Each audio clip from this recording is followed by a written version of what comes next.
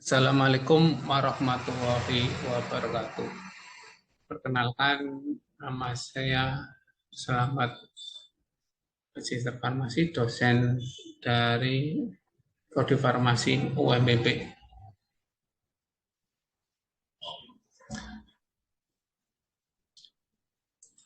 Hari ini saya akan memperkenalkan RPS yang akan saudara pelajari selama 1 semester mengenai mata kuliah yang saya ajarkan, yaitu fitokimia. Nanti mata kuliah fitokim akan diajarkan tim saya sebagai dosen awal pertama, kemudian dosen kedua adalah Bu Wirasti akan mengajar setengah semester selanjutnya. Mata kuliah fitofarmaka yang akan kami ajarkan di sini meliputi, kita lihat RPS-nya.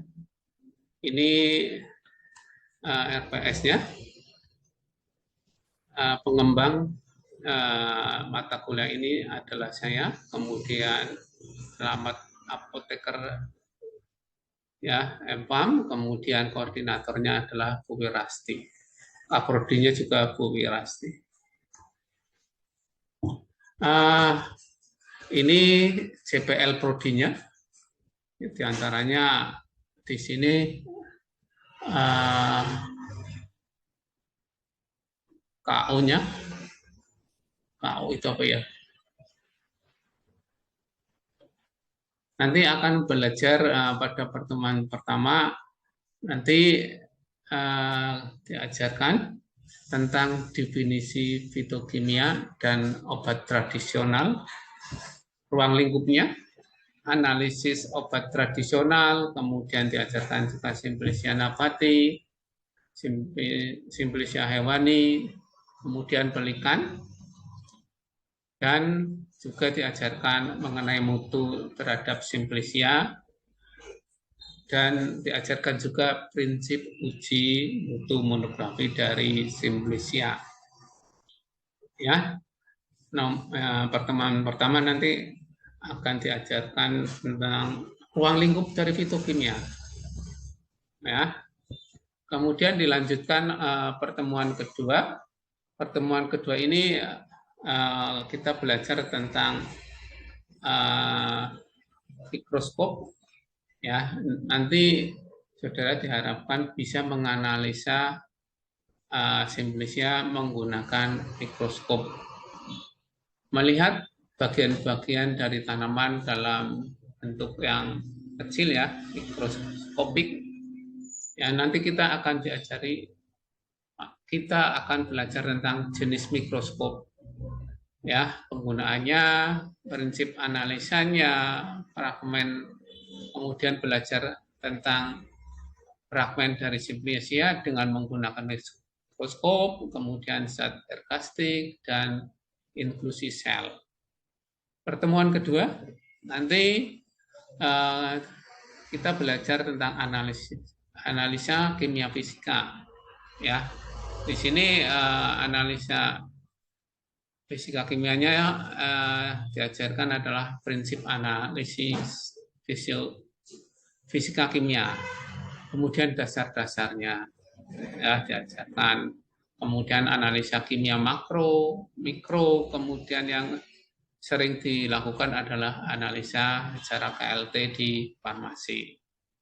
Pertemuan 4, nanti mahasiswa diajarkan tentang pelarut yang sering digunakan untuk ekstraksi untuk menarik senyawa yang ada di dalam Simplicia dari tumbuhan, kebanyakan tumbuhan. Ya, diajarkan tentang metodenya. Ya, di sini diajarkan tentang cara ekstraksi dan isolasi. Ya, kemudian yang sangat berkaitan adalah dengan pelarut. kita belajar tentang polaritas senyawa dan pelarut. Ya, pelarut yang digunakan untuk ekstraksi, ya, fraksinasi, isolasi dari senyawa yang akan kita ambil. Kemudian metode yang kita gunakan, kita juga belajar. Dan yang keempat, di sini adalah purifikasi isolat, memurnikan atau membuang gangguan-gangguan yang sering ada pada ekstraksi. Pertemuan yang kelima nanti mahasiswa diharapkan bisa mengekstraksi dan mengidentifikasi senyawa aktif yang ada pada tanaman, ya, baik secara KLT maupun secara organoleptis, ya. Di sini nanti diajari aplikasi ekstraksi dan identifikasi senyawa dalam Simplicia, ya. Senyawanya ada antrakinon, ada steroid, ada saponin. Pertemuan ketujuh masih sama dengan pertemuan kelima, tapi senyawanya beda. Senyawanya yang dianalisa adalah kumarin, kemudian naftoquinone, dan senyawa cannabinoid, dan kafaviron. Kemudian ketujuh kita lakukan pembelajaran pemilihan atau seleksi tanaman melalui pendekatan fitofarmakologi dan kemotaksonomi, ya. Kita belajar tentang aktivitas biologi, ya, dan mekanisme zat aktif tanaman dan kemotaksonominya. Kita belajar apa di sini? Alkaloid, flavonoid, terpenoid, saponoid, saponin, antrakinon, polifenol. Materi ini dibagi dua dengan pertemuan yang ke-8 karena ini bahasnya terlalu banyak, nggak mungkin dilakukan untuk satu pertemuan. Kemudian pertemuan yang ke-9 adalah UTS, ujian tengah semester, ya. Ujian tengah semester nanti Anda ganti pada pertemuan 10 sama Bu Wirasti. Pada mata kuliah yang diampu oleh Bu Wirasti ini ada minyak atsiri, ya. Nanti Anda diajari minyak atsiri, minyak yang mudah menguap, ya. Nanti dilihat sifat-sifatnya, kemudian cara isolasinya, cara identifikasi KLT, ya, dan cara evaluasi dan pendeteksi dari minyak atsiri, ya. Pertemuan ke-11 nanti 11 dan 12 ini sama, akan diajari tentang flavonoid, ya. Pada pertemuan ke-11 ini baru definisi aja flavonoid, klasifikasinya, ya, isolasi, ya, teknik isolasinya, kemudian jenis cairan yang digunakan untuk mendeteksi.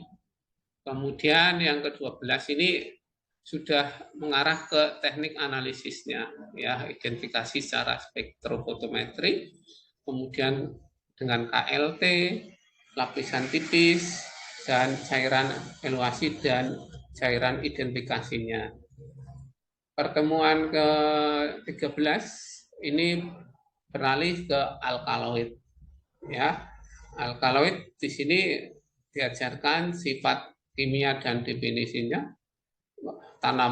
bagian tanaman yang mengandung alkaloid, ekstraksi dan isolasinya, kemudian identifikasi reaksi pengendapan, reaksi warna, ya.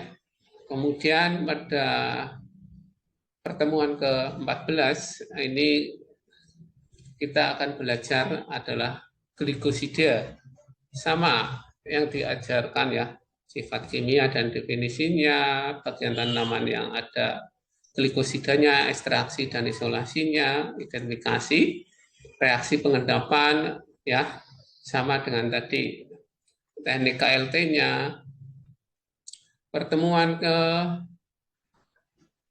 15, karena glikosida ini jumlahnya banyak, ini ada 2 kali pertemuan, ya. Setiap pertemuan itu 100 menit.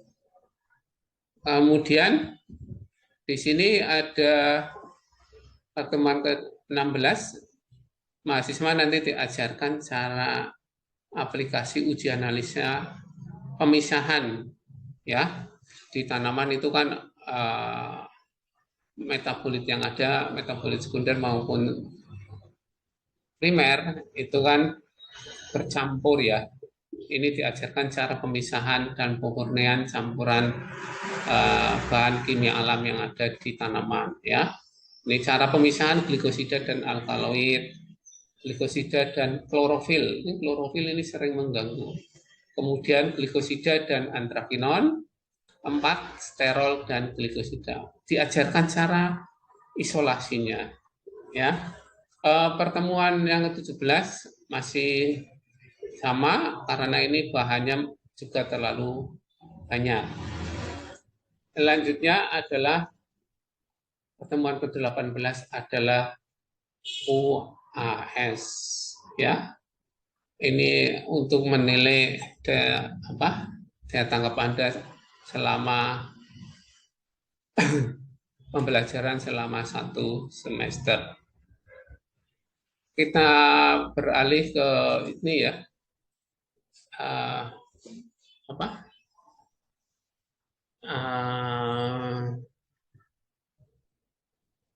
Pendahuluan dulu sebentar, beberapa menit aja untuk memberi gambaran kepada Anda, ya.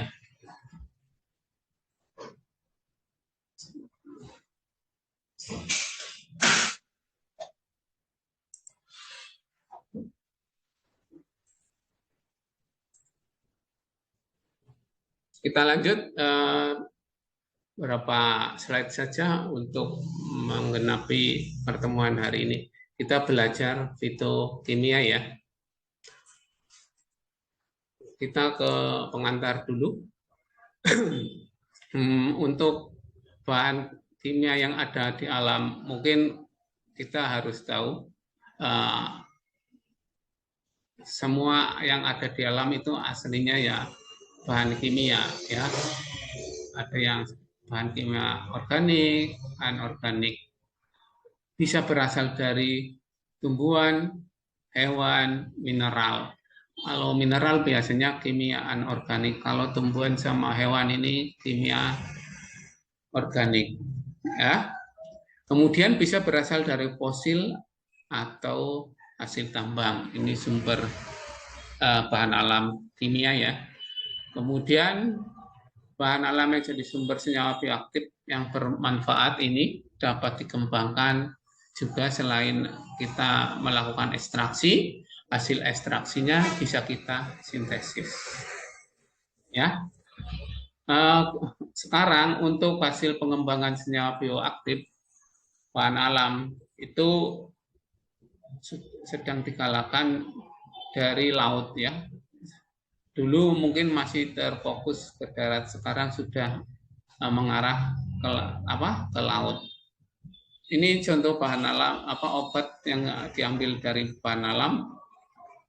Ada pilokarpin yang dengan efek antikolinergik, ini biasanya ada di sediaan mata, ya. Kemudian diktitoksin dari tanaman Digitalis purpurea, ini untuk obat jantung, ya, untuk memperkuat obat jantung.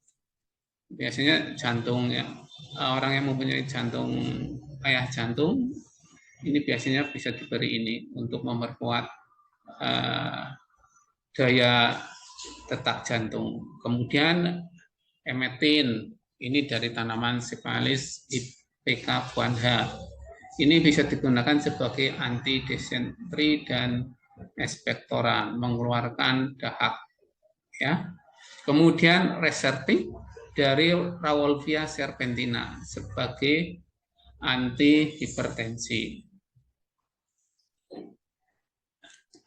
Kemudian bahan senyawa kimia yang asalnya dari alam juga berasal dari mikroorganisme, ya, mikroorganisme. Ini juga menghasilkan senyawa bioaktif, diantaranya yang sering kita pakai ya antibiotik itu. Dulu yang pertama ditemukan adalah pensilin, cephalosporin, Streptomyces aspergillus. Ini jasa dari mikroorganisme. Kalau kita sakit belum sampai kena infeksi, kita bisa tertolong dengan ini.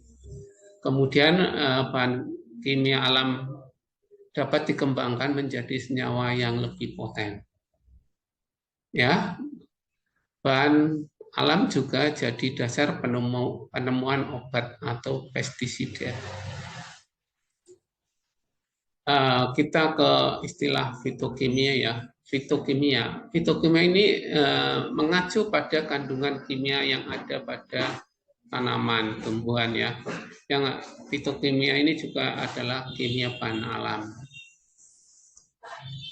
Fitokimia ini berkembang ya, mencakup kandungan kimia, kemudian struktur kimia. Jadi di sini diajarkan strukturnya, ya, kemudian biosintesisnya, penyebarannya, dan efek farmakologinya. Ini cukup luas kalau dilihat dari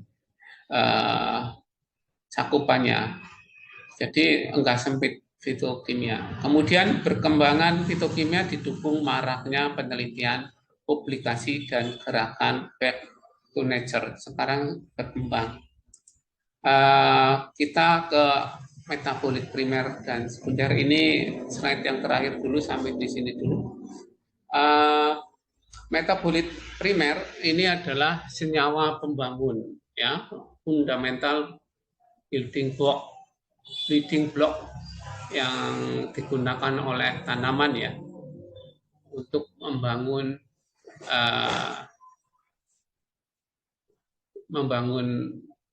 membentuk badan atau batang ya, batang, daun, akar ya. Ini metabolit sekunder yang digunakan itu lemak, karbohidrat, asam nukleat, polipeptida, klorofil. Ini termasuk metabolit primer yang setiap tanaman itu biasanya ada. Ya. Kemudian selain metabolit primer ada metabolit sekunder. Ini punya peran utama untuk pertahanan dari tanaman tersebut terhadap organisme lain.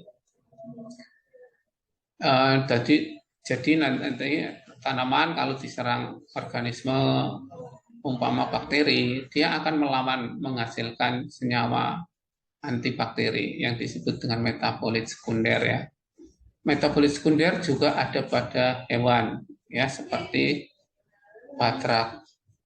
batrachotoksin pada katak ya, katak Pilobates aurotania ya. Kemudian metabolit sekunder juga ada pada berang Kanada yang namanya castoramin. Dan di Rusia juga ada namanya muscoviridin, ini untuk pertahanan dari rusa. Ya, hewan membuang metabolit yang tidak dapat dipakai ya, ada berupa tinja dan urin. Ini kalau diartikan ini sebagai metabolit sekunder. Hasil metabolit tumbuhan disimpan pada bagian tertentu pada tumbuhan ya. Di dalam sel tumbuhan itu ada vakuola ya, kemudian pada sel-sel atau kelenjar khusus, atau diikuti dengan proses katabolisme. Keberadaan metabolit sekunder ini terbatas ya. Tidak semua tanaman menghasilkan metabolit sekunder dan spesifik pada tanaman atau suku tertentu, pada tanaman tertentu atau suku tertentu. Tidak semua menghasilkan. Contoh yang kita lihat adalah morfin, kodein. Ini hanya pada tanaman Papaver somniferum, ya, yang menghasilkan ini. Bayangkan kalau semua tanaman menghasilkan ini, ya kita akan itu ya menghadapi bahaya besar. Ini penghasil morfin. Demikian dulu untuk pertemuan hari ini. Semoga bisa menambah pengetahuan Anda, kita. Saya ucapkan terima kasih. Saya akhiri. Assalamualaikum warahmatullahi wabarakatuh.